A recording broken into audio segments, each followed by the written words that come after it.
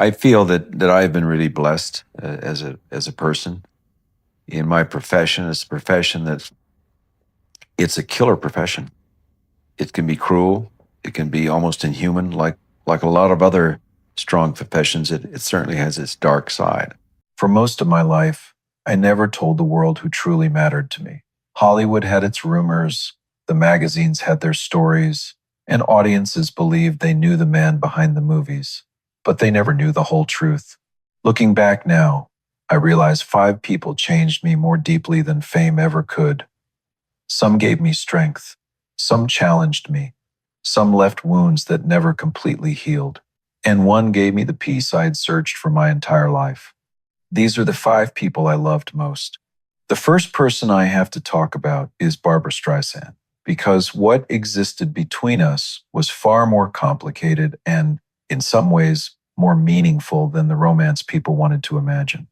When we made The Way We Were, audiences watched Katie and Hubble look at each other with such longing, frustration, tenderness, and regret that many became convinced those emotions couldn't possibly have ended when the director called cut.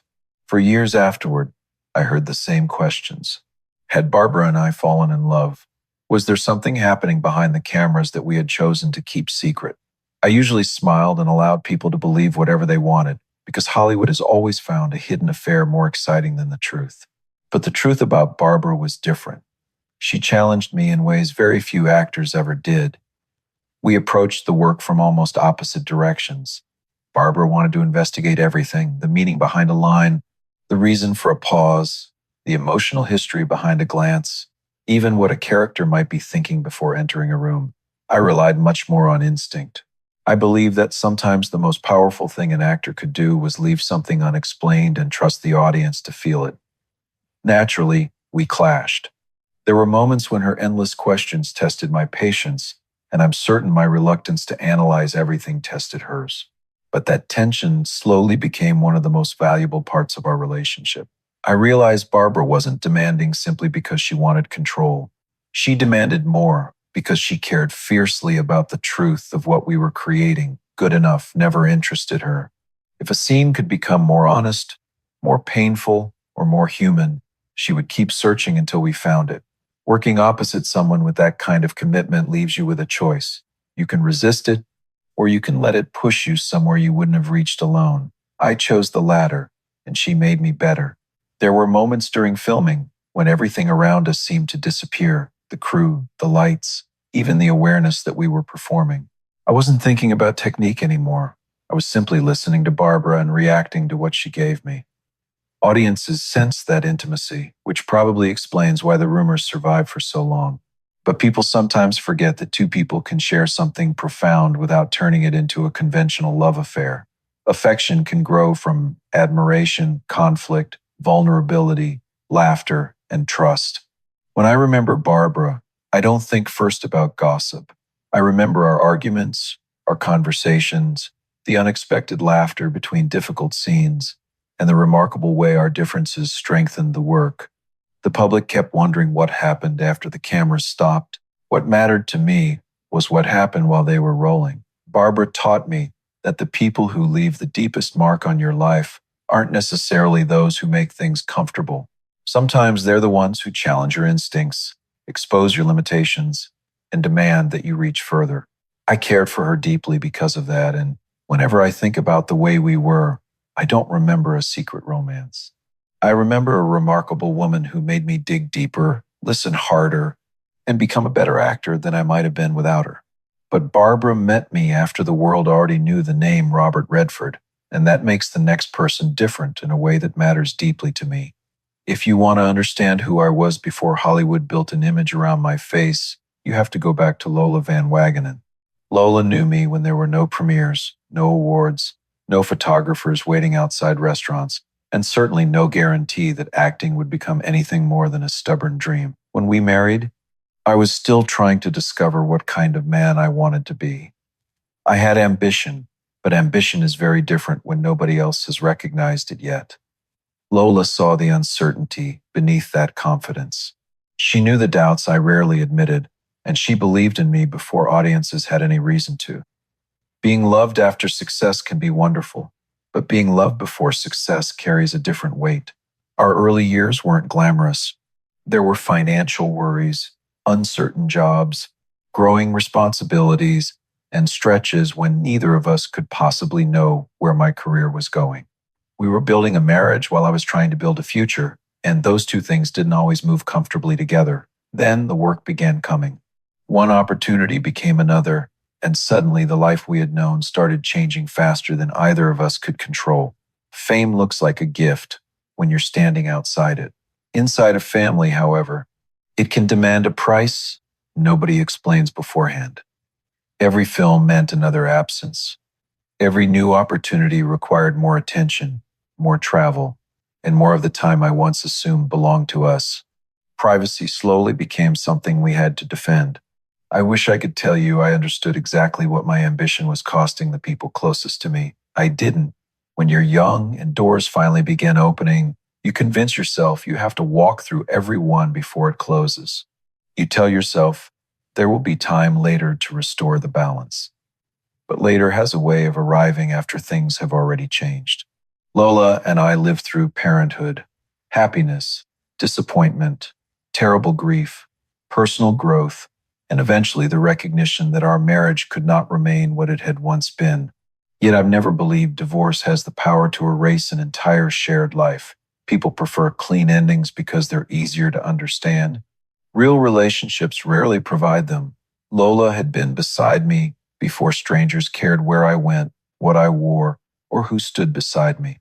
She remembered versions of Robert Redford that the public never knew and that fame itself gradually pushed into the background. Most importantly, we created a family together, and nothing that happened afterward could make those years insignificant. When I think about Lola now, my mind doesn't immediately go to our separation. It goes back to the beginning, to two young people standing together without any idea what life was preparing for them. Hollywood eventually turned my name into something recognized around the world, but Lola knew me before that name meant anything. And through the family we created together, she brought me closer to the people who would ultimately teach me the most painful lesson I would ever learn. The deeper you allow yourself to love someone, the more completely you expose yourself to the possibility of losing them. My children taught me more about love than Hollywood ever could, because fatherhood stripped away the comforting illusion that I could control everything that mattered. On a film set, if something goes wrong, you can stop, make adjustments, rehearse again, change the lighting, and shoot another take. With your children, there are no retakes. You love them knowing that no matter how desperately you want to protect them, there will always be disappointments, mistakes, heartbreaks, and dangers beyond your reach. I wanted my children to grow into people whose lives belonged entirely to them, not people forever defined by my career or the Redford name. But fame doesn't politely remain outside your front door. It follows you home, brings attention to people who never asked for it, and sometimes turns ordinary family moments into something exposed to strangers. There were times when I wondered whether the choices that created my success had also placed burdens on my family they never deserved. Nothing, however, prepared Lola and me for losing our first son, Scott, when he was still an infant. Some experiences can be described afterward. Others leave you searching for words that simply aren't large enough. Losing a child belongs to that second category. People tell you life continues, and they're right. Morning still arrives. You get dressed, work, talk, eat dinner, and eventually discover that you can laugh again. But continuing isn't the same as forgetting, and healing doesn't mean returning to the person you were before. Some part of you remains permanently connected to the child who never had the chance to grow up. Scott's absence stayed quietly with me through every success that followed. No movie could erase it, no award could compensate for it, and no applause could reach that private place inside me. His loss taught me painfully early how fragile happiness really was. Later, watching my other children grow gave me reasons to feel grateful again. I watched them discover their own interests, make mistakes, challenge expectations, choose their own directions, and become individuals independent of whatever Hollywood believed the Redford name represented. That independence made me proud. I never wanted my accomplishments to become the standard against which their lives were measured. As I grew older, I began understanding something I wish I'd recognized much sooner. Time is worth more than success. A movie can be watched again. Photographs survive for generations. Awards remain on shelves. But your children are young only once. The dinners, conversations, arguments, vacations, jokes, birthdays, and ordinary evenings that seem insignificant while they're happening eventually become memories you would give almost anything to experience one more time. My children brought me extraordinary joy, but they also taught me how vulnerable love makes a man. Hollywood encouraged me to chase achievement and convinced me there would always be another mountain worth climbing. Fatherhood taught me what achievement could never replace. When everything else is stripped away, the legacy that matters most isn't how many films people remember or how long your name remains famous. What matters is what survives in the hearts of those who never needed Robert Redford, the movie star. Because to them, whatever else the world believed I was simply dad. By the time Sybil Saggers came into my life, I had already learned one of those truths that only age seems capable of teaching you. Getting everything you once wanted doesn't necessarily give you everything you actually need. I had known success, recognition, remarkable opportunities, and the strange privilege of walking into rooms where people believed they knew Robert Redford before I had said a word. But I had also known loss, regret, disappointment, and the exhaustion that comes from spending decades protecting some private part of yourself from public view. I wasn't searching for another glamorous Hollywood chapter.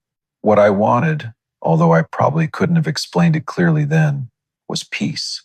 Sybil seemed to understand that almost immediately. She was never particularly interested in the mythology surrounding my name. She was an artist herself, and perhaps that allowed her to recognize the difference between the person who creates something and the public identity eventually created around him. With Sybil, I didn't have to perform. I could step away from the noise and simply exist. We could talk for hours about art, nature, family, environmental concerns, or the strange directions life had taken us. And we could also sit together quietly without believing every silence needed to be filled. When you're young, you tend to imagine love must announce itself dramatically. You expect passion, uncertainty, grand gestures, and the feeling that everything is happening at once. Age teaches you that love can become something quieter without becoming less powerful. Sometimes the deepest intimacy is waking beside someone who knows your history without using it against you. It is being understood without constantly explaining yourself. It is knowing that after the applause disappears and the room becomes quiet, somebody remains who never needed that applause to recognize your value. Sybil gave me that kind of companionship. She entered my life after many of the battles that once seemed so important had already been fought, and she showed me there was still another way to live. I could slow down. I could stop measuring time by the next film, the next responsibility, or the next expectation. I could appreciate what was already in front of me. There were quiet mornings, long conversations, shared creative interests, and time surrounded by landscapes that had always meant more to me than Hollywood parties ever could.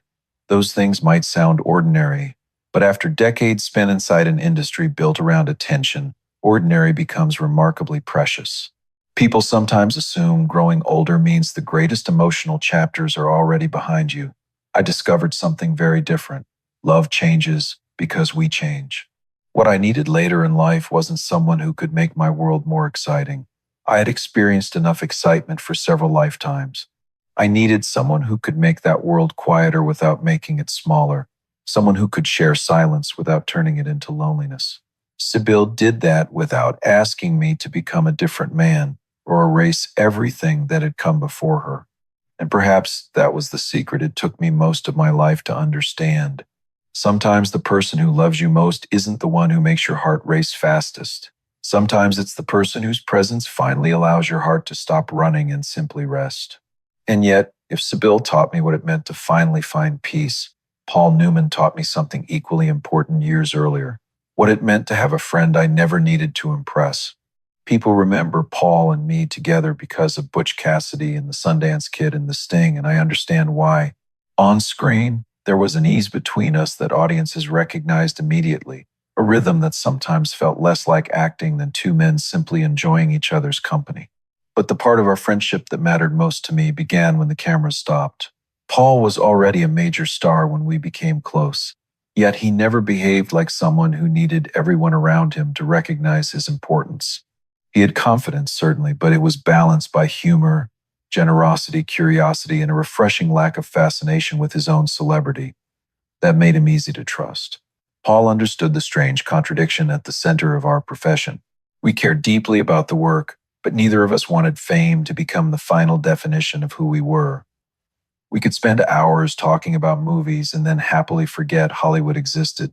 We talked about family, responsibility, getting older, mistakes we'd made, and what a man should do with the opportunities life had given him. Paul never needed to lecture anyone about character because you could see his character in the way he lived. Watching him devote so much of himself to philanthropy affected me deeply. He demonstrated that success didn't have to end with the person who achieved it. The money, attention, and influence that came with celebrity could be redirected toward people who might never watch your films or care about your name. That stayed with me because it revealed something essential about Paul. He understood that privilege carried responsibility. Our friendship also contained something I appreciated more as the years passed: comfort. We didn't need to explain ourselves constantly or turn every conversation into something important.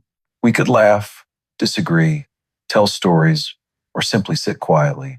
Some friendships make silence uncomfortable. Others reach a point where silence becomes evidence of how little needs explaining. Paul belonged to that second kind. When he died, the loss was difficult to describe because I wasn't mourning simply an actor I admired or a colleague with whom I'd made successful films. I was mourning a man whose presence had occupied a permanent place in my life. The world seemed quieter without him. That's what happens when certain friends disappear. You don't only miss the conversations you had, you begin thinking about all the conversations you assumed there would still be time to have. If love can mean loyalty, trust, admiration, laughter, honesty, and gratitude for having known another person at all, then I loved Paul. Hollywood will always remember the films we made together, and I'm grateful for that. But when I think of him, I remember the man who remained after the scene ended and the lights went down. After all these years, I've come to believe that may be the greater legacy. A performance can survive forever on film, but a true friendship survives somewhere even more enduring, inside the person fortunate enough to have experienced it. Looking back now, I understand that my life was never truly measured by films, awards, or applause. It was measured by the people who changed me when no one was watching. Some gave me courage, some gave me family, some taught me through loss, and others gave me friendship and peace. Fame eventually fades, but love leaves something behind that time cannot erase. If my life taught me anything, it is this: hold close the people who know you without needing the world to know your name.